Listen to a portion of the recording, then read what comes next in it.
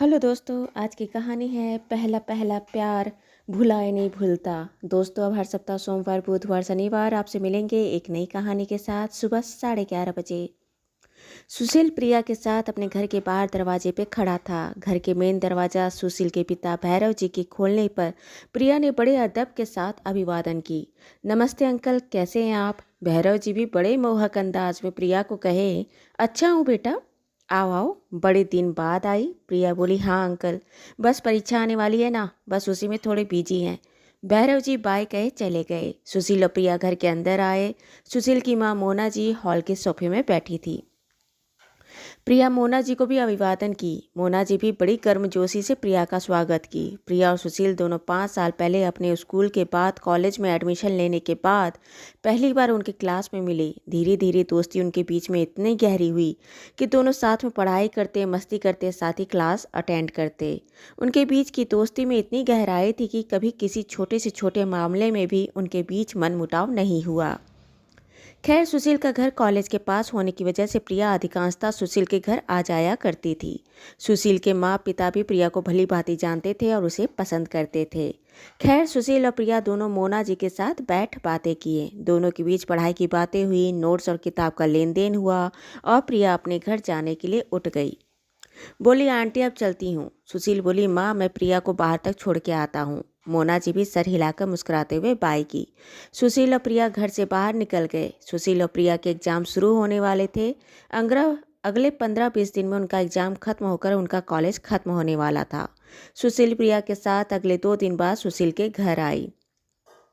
Hall में मोना जी, सुशील और प्रिया साथ बैठे थे। सुशील ने अपनी माँ को हंसते मुस्कुराते हुए कहा, माँ मेरी एग्जाम भी खत्म हो रही है, मेरी तो पढ़ाई भी पूरी हो रही है, तो भाई आप मेरी शादी के लिए कोई लड़की ढूंढ रहे हो कि नहीं? कितना दिन तक मुझे कुंवारा रखोगे? लड़की ढूंढना शुरू करो।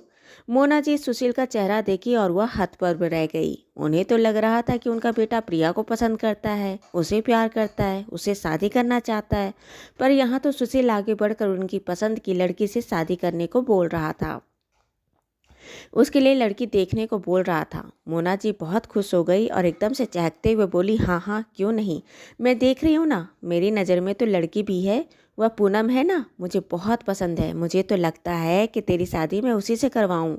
सुशील बोला, क्या बात है, मेरे कहने से पहले लड़की पसंद करके बैठी हो। ऐसे आपकी चॉइस कोई बुरी नहीं है, पूनम बहुत अच्छी है। ठीक है, आपको जैसा अच्छा लगे आप करो। और मुस्कुराते हुए सुशील वहाँ से उठकर चला गया। प्रिया भी मोना जी की बातों में हाँ से हाँ मिलाते हुए, हंसी मजाक करते हुए, सुशील को छेड़ते हुए कुछ देर बाद अपने घर को चली गई। मोना जी राहत की सांस ली। तुरंत अपने पति भैरव जी को फ़ोन करके बताई कि पता है, हम जैसा सोच रहे थे वैसा कोई बात नहीं है, सुशील प्रिया के बीच में कुछ भी नहीं है। आज सुशील ने आगे बढ़कर मुझसे कहा कि मेरी पढ़ाई खत्म हो रही है, मेरी शादी के बारे में कुछ सोच रहे हो कि नहीं, मेरे लिए कोई लड़का देख रहे हो कि नहीं, ऐसा कहा उसने।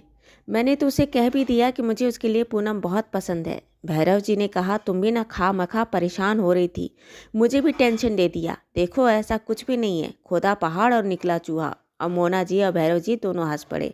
सुशील अपने कमरे के दरवाजे के पास से अपनी माँ को अपने पिता से खुशी से बात करते हुए सुन रहा था। उसे अपनी माँ की खुशी देखकर अच्छा तो लग रहा था, लेकिन उसका मन बैठ रहा था। खैर, आगामी कुछ दिनों में एग्जाम हुआ, दोनों दोस्त अलग हो गए। कभी कभार थोड़ा बहुत उन लोगों का फ़ोन पर बात होता। सुशील प्रिया बात करते, लेकिन दोनों का फ़ोन पर एक दूसरे से बात करना और मिलना धीरे धीरे कम हो रहा था। सही मायने में कहा जाए तो दोनों एक दूसरे की लगी आदत को शायद कम कर रहे थे, अपने मन को संभाल रहे थे और अपने रिश्ते को सुलझा रहे थे। करीब 5 महीने बाद मोना जी सुशील और पूनम का रिश्ता तय कर दी। पूनम उनके कॉलोनी में रहती थी। वह भी मोना जैसे ही धन संपन्न परिवार की थी, उनके जैसे ही उनके बराबर की लड़की थी। पूनम बचपन से सुशील की दोस्त रही थी, उनके घर आना जाना था। मोना जी बचपन से ही पूनम को पसंद करती थी, पूनम भी सुशील को पसंद करती थी। लिहाजा पूनम तो एक पैर पर ही खड़ी थी सुशील से शादी करने के लिए।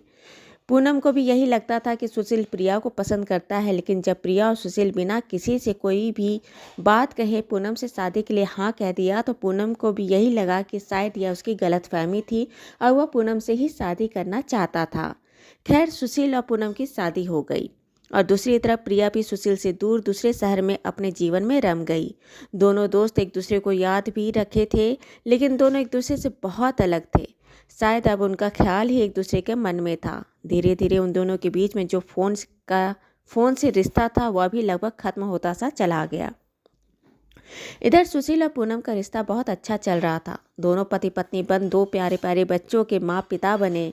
इधर भैरव और मोना जी अपने बेटे और बहू के बच्चों के दादा दादी बनकर सुख में जीवन काट रहे थे। सुशील और पूनम साथ में रहते रहते जीवन बिताते हुए 18 साल गुजार चुके थे। लेकिन एक दिन सुशील को साइलेंट हार्ट अटैक आया। सुबह के 4 बजे सुशील को भैरव जी और पूनम लेकर हॉस्पिटल भागे। हॉस्पिटल पहुंचने के बाद 4 घंटे बाद ही डॉक्टर ने हाथ खड़े कर दिए। डॉक्टर कहे, हम बहुत अफसोस के साथ कह रहे हैं कि हम सुशील को बचा नहीं सके। पूनम की तो जैसी दुनिया ही वीरान हो गई। मोना और भैरव जी अपने इकलौते बेटे के जाने के बाद से जैसे बिल्कुल सुन्न और नम पड़ गए। यह क्या हो गया? उनका इकलौता बेटा उनके जीवन से ऐसे अचानक कैसे चला गया? सुशील के शरीर को सुशील के परिवार वालों को सौंपा गया। उनका अंतिम क्रिया के लिए जब सुशील को वहाँ से ले जाने लगा तो उसके गले में पहने जाने वाले चेन को पूनम ने अपने पास रखी। सुशील का अंतिम संस्कार हुआ। सारे क्रियाक्रम विधि विधान खत्म होने के बाद पूनम एक दिन उस चेन को अपने हाथ में लेकर देख रही थी। अपने पति को याद कर रही थी, उसके एहसास को महसूस कर रही थी। वह चेन बहुत खूबसूरत था। सुशील हमेशा एक चेन पहनता था जिसमें एक दिल का बना हुआ एक लॉकेट था। पूनम ने सुशील के गले में यह चेन उसके कॉलेज के दिनों के बाद से हमेशा पहनी देखी थी। पूनम से शादी होने के बाद सुशील ने पूनम को दिखाया था कि वह दिल का लॉकेट 2 भागों में खुलता था। एक तरफ सुशील के माँ और दूसरी तरफ उसके पिता का फोटो था। सुशील के लिए उसके माँ पिता उसके जीवन में कितना मायने रखते थे, यह बात पूनम बखूबी जानती थी। सुशील अपने माँ पिता से कितना प्यार करता है और उसके फोटो को अपने पेंडेंट में लगाकर अपने गले में वह पहनता है। पूनम पेंडेंट को खोलकर देख रही थी। अपने हाथों में रख पेंडेंट को प्यार से सहला रही थी। अचानक से पेंडेंट का एक हिस्सा और खुला। वह पेंडेंट सिर्फ 2 हिस्सों में नहीं खुलता था, उसमें 3 भाग थे। वह पेंडेंट 3 भागों में खुलता था और यह बात पूनम नहीं जानती थी। पेंडेंट के एक भाग में सुशील के माँ का फोटो था, दूसरे भाग में उसके पिता का फोटो था और तीसरे भाग में प्रिया का फोटो था। प्रिया का फोटो देखकर पूनम सकते में आ गई। प्रिया का फोटो? सुशील हमेशा अपने गले के चेन के पेंडेंट पे क्यों रखता था? क्यों? वह दोनों तो दोस्त थे। उन दोनों ने कभी यह भी नहीं कहा कि हम दोनों शादी करना चाहते हैं। जब वह शादी करने के लिए भी एक दूसरे से इच्छुक नहीं थे तो फिर वह प्रिया का फोटो अपने गले में क्यों पहनता था? पूनम अचंभित हो रही थी। वह जितना इस गुत्थी को सुलझाने का सोचती उसका दिमाग और उलझ जाता। पूनम पेंडेंट में लगे प्रिया का फोटो अपनी सासू जी को भी दिखाई।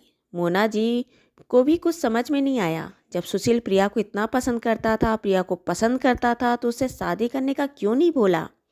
और अगर वह उसे शादी नहीं करना चाहता था, उसे प्यार नहीं करता था, तो फिर उसकी फ़ोटो अपने पेंडेंट में क्यों लगाया हुआ था? यह बात पूनम और मोना जी दोनों के गले की फांस बन गई थी। वह किसी भी हाल में यह रहस्य जानना चाहती थी। सुशील जिसके साथ वह शादी कर 18 साल इतने अच्छे से जीवन गुजारे थे, उसका एक रहस्य उससे बिल्कुल अनजान था। वह इस बात से बिल्कुल अनजान थी। आखिर क्यों? क्या बात था? इस सब बातों का जवाब अगर कहीं से मिल सकता था तो खुद प्रिया ही दे सकती थी। वह फेसबुक, इंस्टाग्राम जैसे सारे ऐप प्रोफाइल में प्रिया को ढूंढने लगी। सुशील के सारे दोस्तों से प्रिया के नंबर मांगने लगी और कुछ दिनों की मेहनत के बाद अचानक से प्रिया का नंबर पूनम के हाथ लगा। पूनम ने प्रिया को कॉल की, उसे बताया कि सुशील का कुछ दिनों पहले मौत हो गई। प्रिया सुशील की मौत की खबर सुनते के साथ ही रो पड़ी। जब वह थोड़ी शांत हुई तो पूनम ने उसे कहा कि प्रिया, मैं एक बात तुमसे पूछना चाहती हूँ। क्या तुम और सुशील दोनों एक दूसरे से प्यार करते थे? प्रिया बोली, इसका क्या मतलब है? पूनम फिर पूछी, क्या तुम दोनों एक दूसरे से प्यार करते थे? प्रिया कुछ नहीं बोली। पूनम बोली, प्रिया, मैं यह बात नहीं समझ पा रही हूँ। अगर तुम दोनों एक दूसरे से प्यार करते थे तो तुम दोनों ने तो कभी नहीं कहा कि तुम दोनों एक दूसरे से प्यार करते हो और एक दूसरे से शादी करना चाहती हो। और प्यार नहीं करते थे तो सुशील तुम्हारी फ़ोटो को अपने चेन के पेंडेंट में डाले, अपने सीने से लटकाए जिंदगी भर क्यों घूमता रहा? प्रिया, मुझे इस बात का इतना अफसोस नहीं होगा कि तुम दोनों प्यार करते थे, लेकिन इस बात का बहुत अफसोस होगा कि इस बात को मैं क्यों नहीं जान पाई, अपने पति के मन को क्यों नहीं जान पाई। प्रिया बोली कि हाँ, हम दोनों एक दूसरे से प्यार करते थे, एक दूसरे से शादी करना चाहते थे। हमारे एग्ज़ाम ख़त्म होने में 1 महीना बाकी था और हम अपने माँ बाप को बताने वाले थे। लेकिन जब हम दोनों एक दिन सुशील के घर में पहुँचे तो उसके घर के अंदर से उसके माँ पिता के बात करने की आवाज़ आई। मैं और सुशील घर के बारे में बस पहुँचे ही थे और दरवाज़ा की घंटी बजाने वाले थे, तभी हमें अंदर से आवाज़ सुनाई दी, जो सुशील की माँ मोना जी का था। मैं और सुशील इसी दरवाजे पर रुक गए। मोना आंटी की आवाज़ आई, क्या करें? मैं समझ नहीं पा रही हूँ, आजकल के बच्चों को तो कुछ कहना भी बहुत मुश्किल है। माँ बाप की इच्छाएं धरी की धरी रह जाती है कि वह अपने बच्चे के लिए एक लड़का ढूंढे या लड़की ढूंढे, अपनी पसंद की लड़की से धूमधाम से शादी करवाएं। आजकल के बच्चे तो अपनी पसंद के साथी ढूंढ लेते हैं और बाद में माँ बाप की औपचारिकता के लिए मिलाते हैं। आपको पसंद हो या ना हो, आप तो बस हाँ कीजिए, और नहीं भी हाँ करेंगे तो हम तो शादी कर लेंगे। सुशील के पिता भैरव अंकल की आवाज़ आई, छोड़ो ना मोना, सुशील हमारा इकलौता लड़का है। अगर उसका मन है और वह प्रिया से ही शादी करना चाहता है तो क्या कर सकते हैं। हमें पसंद हो या ना हो, लेकिन अपने बेटे की खुशी के लिए हाँ तो करना ही पड़ेगा, नहीं तो फिर अपने इकलौते बेटे से हाथ धो लो। अभी कुछ दिन पहले ही सुशील के एक दोस्त का पता चला ना, वह एक लड़की के प्यार में पागल था। पता नहीं घर वाले और लड़के के बीच में क्या अनबन हुई, उसने अपनी जान दे दी। लड़की का क्या, कुछ दिन रोना धोना करेगी और अपनी ज़िंदगी में मस्त हो गई। अगर ज़िंदगी भर कोई रोएगा तो वह तो उसके माँ बाप है ना। इसलिए कहता हूँ, हमें खुशी हो या ना हो, वह लड़की हमें जमे या ना जमे, लेकिन अपने बेटे की ज़िंदगी के लिए, अपने बेटे की खुशी के लिए हमें अपनी हर इच्छाओं को मारना पड़ेगा। अगर हम चाहते हैं कि हम अपने बुढ़ापा में अपने बच्चों के साथ रह सके, उसका चेहरा देख सके, तो शायद हमें हाँ करना पड़ेगा, भले वह हमें पसंद हो या ना हो। मोना आंटी कही कि प्रिया बुरी लड़की नहीं है, मैं उसके खिलाफ नहीं हूँ, बस वह मेरे मन को भाती नहीं है। हमारा इकलौता लड़का, इतना बड़ा घर, खानदान, कारोबार, अपने इकलौता बेटा, और प्रिया को देखो कितनी साधारण नाक नस्ल की है, ना उसका बहुत अच्छा परिवार है, ना बहुत अच्छे धन संपन्न परिवार से आती है। क्या वह हमारे घर में एडजस्ट कर पाएगी? क्या वह हमारे साथ रह पाएगी? मुझे तो नहीं लगता। उससे तो ज़्यादा अच्छा था कि वह पूनम से ही शादी कर लेता। पूनम के साथ बचपन से वह साथ रहा है। पूनम हमारे घर आती जाती रही है, हमारे घर परिवार से वाकिफ़ है। सुशील भी उसको अच्छे से जानता पहचानता है, उसी से शादी कर लेता। अगर अपनी पसंद की और अपनी मन की ही चलानी है तो उसी से कर लेता। भैरव अंकल कहे, तुम अपनी बेटी की ज़िंदगी देख लो या वो उसके पसंद के लिए हाँ कर दो, और क्या कर सकते हैं। मोना आंटी कही, सही बात है, हमें बेटा चाहिए और अपने बेटे को माँ पिता नहीं चाहिए। मैं अपनी बेटे की ज़िंदगी को तब भी देखी थी जब वह पैदा हो रहा था। वह आपको याद है ना, डॉक्टर ने क्या बोला था, कितना क्रिटिकल कंडीशन था। तब भी उसकी ज़िंदगी के लिए मैं कितना लड़ी थी। मैं खुद मौत के मुंह तक पहुंच गई थी। मेरी हालत कितनी नाजुक थी, लेकिन मैं अपने बेटे की जान पर आँच नहीं आने दी थी। और आज वही बेटा मुझसे मेरी खुशी, मेरे मन के लिए भी नहीं सोचता, अपना पसंद ठोक रहा है। मुझे बहुत गुस्सा आ रहा है, मुझे बहुत गुस्सा आ रहा है। सुशील जहाँ खड़ा था वह एकटक खड़ा ही रह गया। उससे भी ज़्यादा स्तब्ध थी मैं खुद। जो आंटी और अंकल मुझसे इतना स्नेह करते थे, वह मुझे पसंद भी नहीं करते थे। मैं उनके बेटे के दोस्त के रूप में पसंद थी, लेकिन बहू के रूप में नहीं। तब मैं और सुशील ने यह फैसला किया कि हम दोनों एक दूसरे के रिश्ते, एक दूसरे से अलग रहेंगे। जो रिश्ता उनके माँ बाप को खुशी तक ना दे पाए, जो रिश्ता वह कभी अपनी ज़िंदगी में अपना ना पाए, वहाँ पर आगे बढ़ने का कोई मतलब नहीं। प्रिया का फ़ोन रखने के बाद पूनम ने मोना जी को सारी बात बताई और मोना जी बिल्कुल स्तब्ध रह गई। पूनम की बात को सुनकर कि उसके बेटे ने कितना बड़ा फैसला किया था, यह कहकर उसकी माँ ने उसके जन्म के समय पर मौत के मुंह से उसे खींच के लाई है और खुद मरते मरते बची है। उसका बेटा अपनी माँ को नाखुश नहीं करना चाहता था, इसलिए वह फैसला किया जो शायद इतने सालों तक उसे तिल तिल कर मारता रहा। और शायद यही कारण था कि वह ऊपर से इतना खुश था, लेकिन एक घुटन, एक चुभन उसके मन में हमेशा बरकरार रहा, जो शायद उसके इतने कम उम्र में इस दुनिया से चले जाने का कारण बना। पूनम ने अपनी सास मोना जी को कहा कि मैं कितना खुश थी कि मैं अपने पति के साथ हूँ, मेरा पति मुझे कितना प्यार करता है, लेकिन इस बात से कितने अनजान थी। जिसके साथ मैं 24 घंटा साथ रहती थी, लेकिन प्रिया उसके साथ साया बनकर, उसके पेंडेंट के रूप में ढल कर हमेशा 24 घंटा उसके सीने से लगी थी। मैं उसके साथ, उसकी ज़िंदगी से, उसके माँ पिता से, उसके बच्चे से, उसके घर से, उसके परिवार से जुड़ी रही, उसके शरीर से जुड़ी रही। लेकिन सुशील अपने प्यार से, अपने दिल से, अपने दिमाग से, अपनी आत्मा से प्रिया से जुड़ा रहा। मैं तो बस ख्याली पुलाव में ही खुश रह गई कि मेरा पति सिर्फ मेरा है, मेरे साथ खुश है। पर सुशील, वह तो मेरे साथ रहकर भी मेरे साथ नहीं था। प्रिया के साथ नहीं होकर भी वह हमेशा प्रिया का ही रहा। तभी मोना जी ने अपने हाथ में रखे सुशील की चेन और पेंडेंट में लगे प्रिया की फ़ोटो के नीचे ध्यान से देखी तो वहाँ कुछ लिखा था। बहुत गौर से देखने पर उन्हें पता चला कि उस फोटो में लिखा हुआ था प्रिय। मोना जी को एक बात याद आ गई कि कभी कभी हंसी मजाक में या मस्ती मस्ती में सुशील हमेशा प्रिया को प्रिय कहता था। एक दिन जब वह खुद किचन में थी और सुशील और प्रिया दोनों डाइनिंग रूम में थे, सुशील ने जब उसे प्रिय कहा तो प्रिया ने भी उसे सुशील को नाथ कहकर पुकारा था। मोना जी खुद ही सोचने लगी कि वह कितना बेवकूफ़ थी। प्यार प्यार में, हंसी मजाक में ही सही, वह दोनों एक दूसरे को अपना हक और प्यार जताते रहते थे। सुशील और प्रिया को प्रिय मतलब पत्नी और प्रिया सुशील को नाथ मतलब पति कहती थी। मतलब दोनों एक दूसरे से मन से एक दूसरे को कब का अपना चुके थे।